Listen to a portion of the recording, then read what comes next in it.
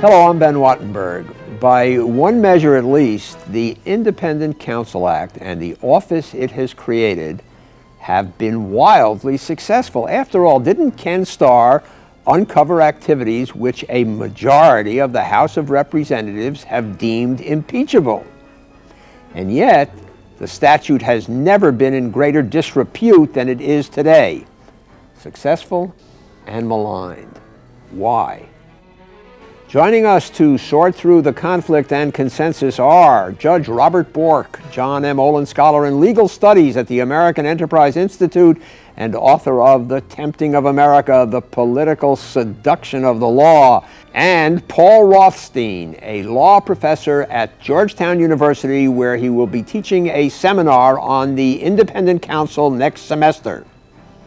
The topic before the House, judging the Independent Counsel Act. This week on Think Tank.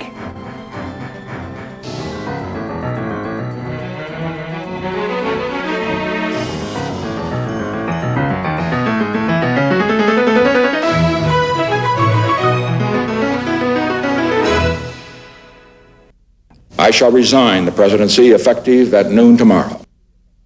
The Watergate scandal, which brought down President Nixon, gave rise to the Independent Counsel Act.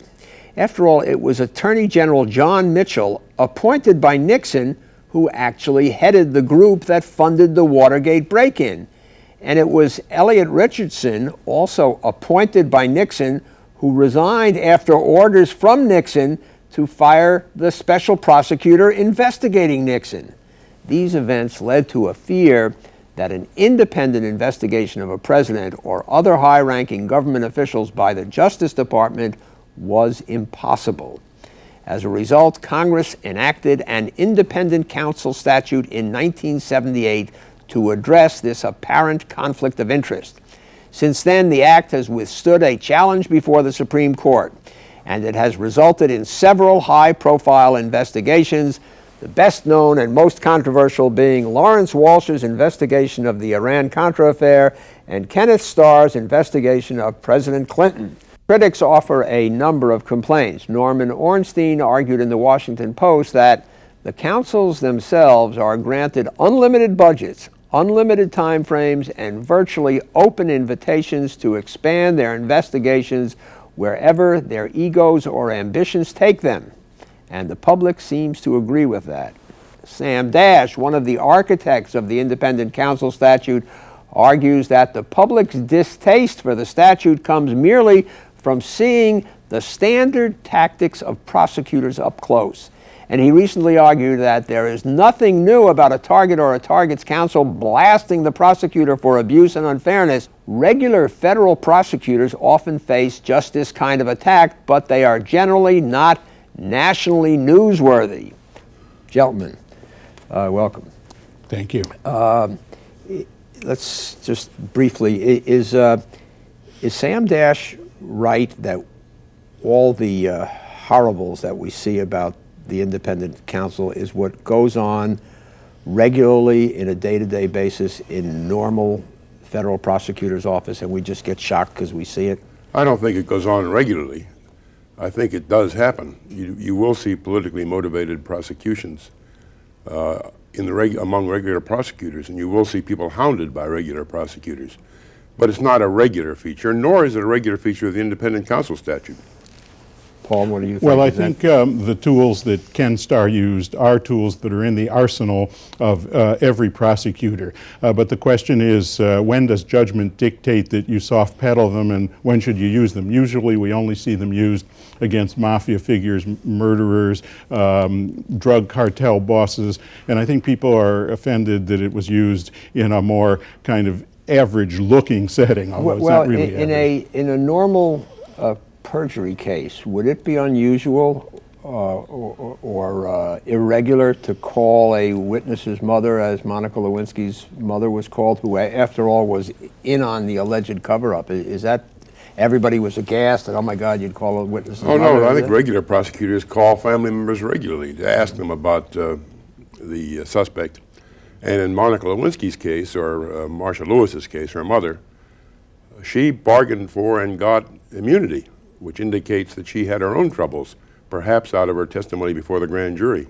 I think maybe the legacy of Mr. Starr here will be that people will question whether even regular prosecutors ought to have these powers. It's brought home to people. There may be some objectionable big brother aspect to regular prosecutors. Okay, let's just go back and do a little history of this thing so we can understand why there was a necessity to set up this Independent Counsel Act. If you go back to 1961, John Kennedy appointed his brother as Attorney General.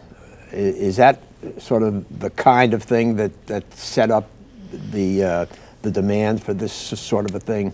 It should have, but it didn't at the time. I don't think it came about until the firing of Archibald Cox, and even then it took 4 years and Jimmy Carter to get the statute through.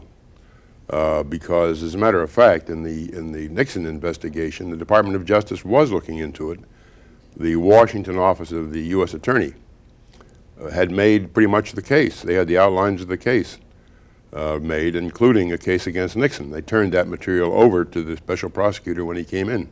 But Attorney General Mitchell under Nixon was part of the whole Watergate mess. He was one of the crooks. So that's the problem, and I think an independent counsel does properly address that problem, although I have some quarrel with it. Before that, I mean, the argument is that the Justice Department won't investigate part of the executive branch, but the Justice Department took it to Spiro Agnew to a point where he had to resign. I mean, he was vice president. You were in on that. Yes, I was. I wrote the brief against him.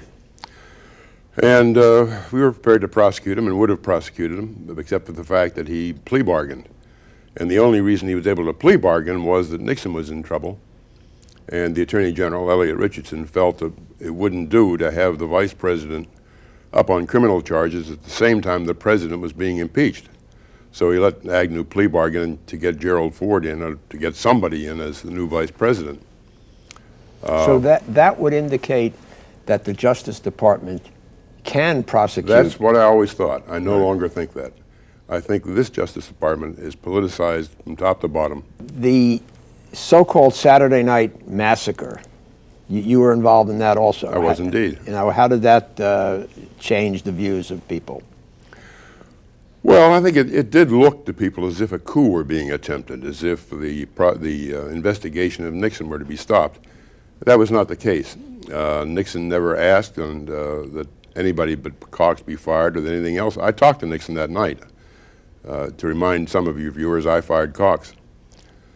I talked to Nixon that night, and he said he wanted a prosecution, not a persecution. He really thought that Cox was an ally of and a tool of the Kennedys. He was a close ally of the Kennedys. There's no evidence that Cox misbehaved at all, but Nixon was paranoid about him. But he had no idea of turning off the whole investigation. I think, though, as a matter of principle, there's something wrong with the fox guarding the chicken house. There are bad incentives. So I think you need to have an independent counsel, although I would severely limit it. And also I think the idea of an impeachment report by an independent counsel against the president really turns the Constitution on its head, circumvents the political constraints that the Founding Fathers had in mind when they entrusted the investigation to Congress. And yet you are in favor of an Independent Counsel Act. I am in favor of an Independent Counsel Act with some pretty severe limits that we don't have. Let's just continue quickly the history of this thing. The first really big Independent Counsel Act is Lawrence Walsh's. Can you, Paul, give us sort of a capsule of that?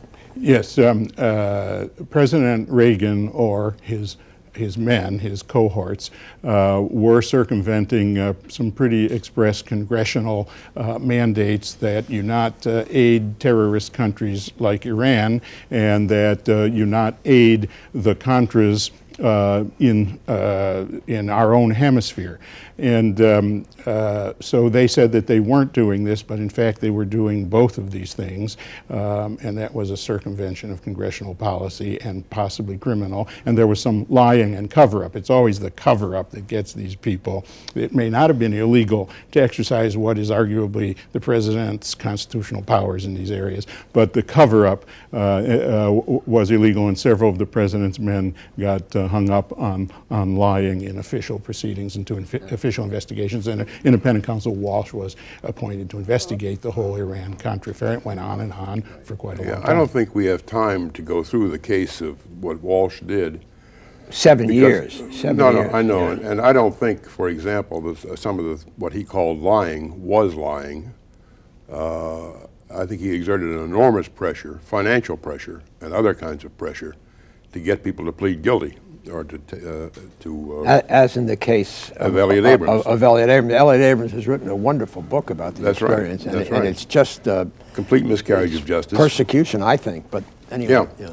And I think, but oddly enough, Walsh's outrages, and they were outrageous. For example, 4 days or 3 days before the election, he indicted Caspar Weinberger and dropped a note suggesting that George Bush, who was the candidate, knew more about Iran-Contra than he let on. That was a purely political use of the you agree office. with that? No, I don't. I don't see that Walsh would have any real political stake in this. And I think prosecutors get committed to their case and they get mad at the people who are resisting them. And this was just ordinary prosecutors. I think it's personally motivated more than politically motivated. I think Walsh became the zealot that Ken Starr is unfairly accused of being. But you get there. One of the problems with the statute is it produces some savage injustices to individuals. It makes people zealots, I guess. It makes the independent counsel, some of them, zealots. But isn't there an aspect here of whose ox is being gored? In other words, Bob Bork, when it was Lawrence Walsh attacking Republicans, some of whom were colleagues of yours and good friends of yours, you thought Walsh was terrible, right, for doing this. Now you are saying that Starr has been right, and the Democrats are saying the Independent Counsel Act is terrible. Oh, sure. So, I mean, you keep... Well, I don't think you can I solve don't it know quite who's that been simply. consistent. Have you been consistent on this over the years? Well, I have. There are abuses both in that one, Iran-Contra, and in this one, and the independent counsels in both of them have become a bit overzealous. Okay, now this act is going to come up for renewal this year, 1999, is that right? Yes. What you have alluded several times as to what you think ought to be done with it. What?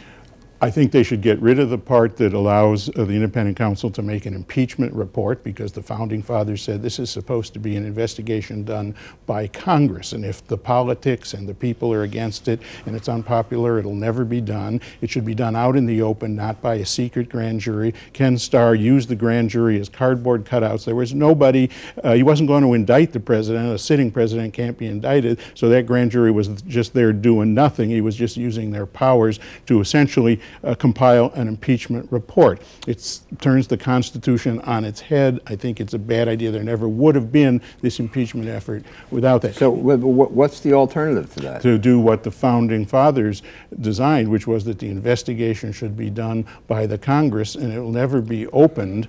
First of all, it would be in public, and it would never be opened if it were But some of these unpopular. investigations... I have a lot of problems with that. In the first place, Ken Starr was investigating a lot of people, not just the president, and people around the president who clearly were indictable without impeachment.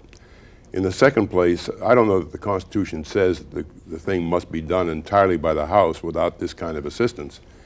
Finally, Jaworski turned over grand jury testimony to the House of Representatives. This is Leon Jaworski. Leon Jaworski was a special prosecutor in Nixon's case. Jaworski didn't write an advocacy paper drawing conclusions. He just transferred information. And in fact, that's what the current Independent Counsel Act calls for. I think Starr stepped well beyond that. Also, if Starr had just compiled this material in the course of investigating other people in a legitimate grand jury function, that would have been okay. But at the end there, his grand jury was just focused on impeaching the president. I think that's overstepping. In the first place, he could file a sealed indictment or indict the president after he leaves office, so the material he gathered was relevant. In the second place, I think when he went up to Congress, the statute says he's to turn over evidence which may be lead to impeachment, which may be relevant to impeachment. Doesn't say write an advocacy paper, though. Well, he has to explain why he thinks the evidence is relevant to impeachment. Well, you could do what Jaworski did. You just transfer the information. And I think that's what the statute Jaworski, says. a moment ago, as you were pointing out, Jaworski was not under that statute. Yeah, but the current statute. Yeah. He wasn't required to turn over evidence which, in his judgment, might be evidence leading to impeachment. But he did. Wait a minute. Yeah. And when Starr had that evidence, turned it over pursuant to a statute which said it had to be something that in his judgment might lead to impeachment, then when he's called, I think he has to explain why he thinks it's relevant to impeachment. Paul, you were taking, I think, basically the position, as I recollect it, that Sam Dash took, which is he was the ethics advisor to the Starr investigation and had been the person who actually was instrumental in writing the Independent Counsel Act. Is his point was that what Starr did was all right, but he jumped ship and said that what was wrong was when Starr did this act of advocacy when he testified, actually. Correct. Is that right? That's correct. Now, Sam Dash draws a distinction between the written materials that Starr submitted, which he said was not advocacy, which I say is advocacy, and the oral presentation of Starr before Congress. I think Sam Dash was looking for a chance advocacy. to jump ship. I think he was looking for a chance to jump ship. And I think he did a grave disservice to Starr, and I think it was unjustified. I want to ask you a schizophrenic question. I want you to give me the answers first of the old Bork and now of the new Bork. The old Bork, who was against this independent counsel case, make that case for me. Just rat-tat-tat, as I know you can. Yeah, Right. I think the statute is unconstitutional because the Constitution plainly says the president is to see the laws are faithfully executed. He is the chief law enforcement officer. They have effectively taken much of that out of his hands. I don't think he can do that. However, the Supreme Court has said you can do it. That's Morrison v. Olson, right? Morrison against Olson, yeah. And the second major point, was that I thought the Department of Justice could be trusted because of my experience in the Spiro Agnew case to go against, to investigate and prosecute its own. I no longer believe that. Now, wait a minute, just to flesh out that anti-case, I mean, the case is made that they are accountable to no one, that they have no time limits, that they have no money limits, that they turn into zealots. You buy all of that? Not all of them do. There have been some highly honorable independent counsel. Are they, quotes, accountable? Not really. Now I want the new Bork. Well, the new Bork is this. I still think the statute's unconstitutional, but the Supreme Court says otherwise. I think, however, this administration has proved the value of the independent counsel statute. If you look at this administration and its history, I think I'm not going to go through all of the. Well, give us some tawdry highlights as you see them.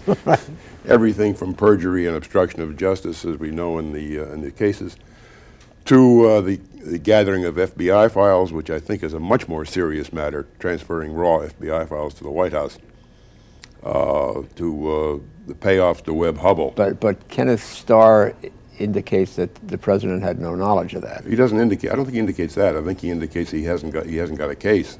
Well, but one is entitled to look at this stuff and say what the probabilities are. Now, indictment, beyond a reasonable doubt, perhaps not. But somebody in the White House did that stuff, and these. Well, they have looked at it. They have looked at it, and they haven't come up even with an indictment of Craig Livingstone. See, I think that's dirty pool. If you'll forgive me, Judge Bork, I have a great deal of respect for Judge Bork. I think it's dirty. I think it's dirty pool to introduce things that have been looked at and have been dropped. Oh well, no, I don't think so. I don't think so because I think a reasonable person, looking at the history of misbehavior of this White House, thinks that there is a pattern there.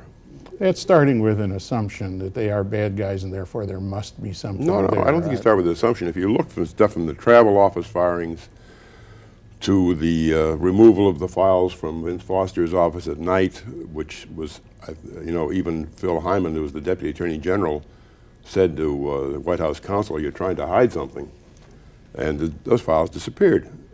To the consulting fees of $500,000, $700,000 to Webb Hubble, who could have testified. And the consulting fees, he was on his way to prison. He couldn't conceivably have earned those consulting fees. You know, the Vince Foster thing, I think it's the White House's duty to look at documents that are in a sensitive office before they turn them over. Before the Department of Justice? Yes, there may be national The Department of Justice looks at national security matters and decides. But only under special procedures and special safeguards. You don't just turn them over to the White House guards. There wasn't even any claim that that was true. You had the Justice Department lawyers sitting in the room. I don't think Congress, unfortunately, has proved itself capable of investigating these matters adequately. I think you need an independent counsel. The Department of Justice, I think, the fact that alone that Janet Reno will not appoint an independent counsel to look into the Chinese money contributions to the Democratic campaign, when the director of the FBI and her own special investigators say that the law requires her to appoint one and she won't do it, I think this Department of Justice is politicized. What do you think of Janet Reno? I actually think Janet Reno is a sterling person, and I think there should be barriers, high barriers to appointing an independent counsel, because otherwise it can be used as a political instrument. But here you have the head of the FBI and her own chief of her task force saying that there ought to be an independent counsel appointed on this campaign finance thing, and she's saying, no way. Well, I looked at it and I think they're just wrong. This is such a welter of arcane and difficult to parse regulations that you can't say a person committed a crime. They draw a distinction between issue advocacy and supporting a candidate. That's impossible to hew that line. Gingrich got into trouble over the same thing. So I just don't think you should appoint independent counsels on that sort of thing. We are running out of time. Both of you now favor, for different reasons, the retention of the Independent Counsel Act. Is that correct? I do it. Let me say that I do it because I think the presidency has become a real threat in this country to our form of government. We're in the minority on that, because I don't think the Independent Counsel Act will be renewed. Well, that's my next question. Yeah. Just to go out on this, give me a prediction. The Independent Counsel Act is up for renewal. What's going to happen? Probably not renewed, or if renewed, with some very severe restrictions along the lines that I suggested. Probably not renewed. I think it would have been renewed so long as it was thought to apply only to Republican presidents. Now I think the Democrats have seen what it can do and they're not going to renew it. Both sides have seen what it can do and they don't like it. So it would then go back to a situation where, if it's not renewed, where the Justice Department would rely on its professional staff to insulate themselves from whatever pressure and do their jobs. Yeah, which I think has turned out to be inadequate. Inadequate. Inadequate. Well, they may beef up some independence within the Justice Department, have an office of independent counsel within the Justice Department. But as far as you're concerned, that would still be fox and chicken coop kind of thing. Yes, it would be. Okay, thank you very much, Paul Rothstein and Bob Bork, and thank you.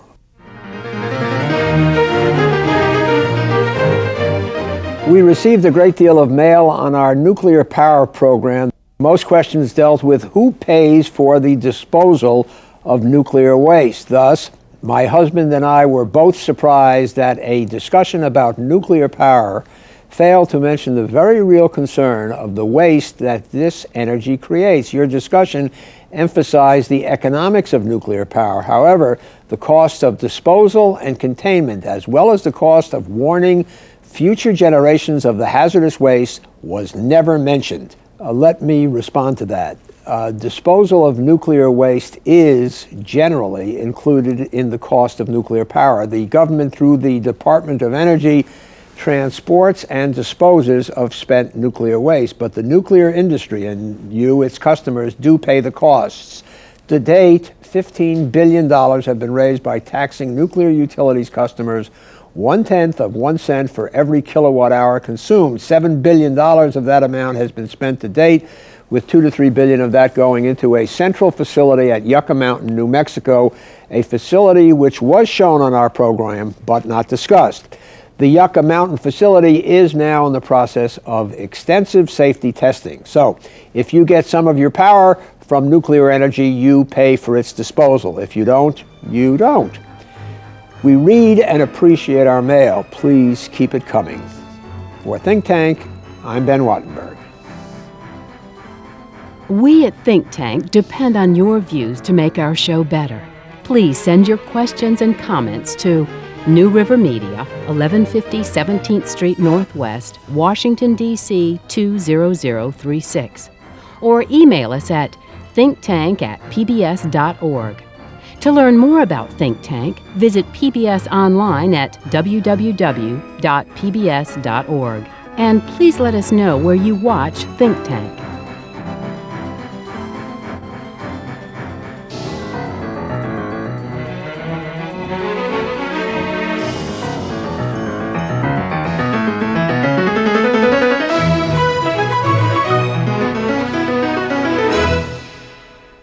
This has been a production of BJW Incorporated in association with New River Media, which are solely responsible for its content.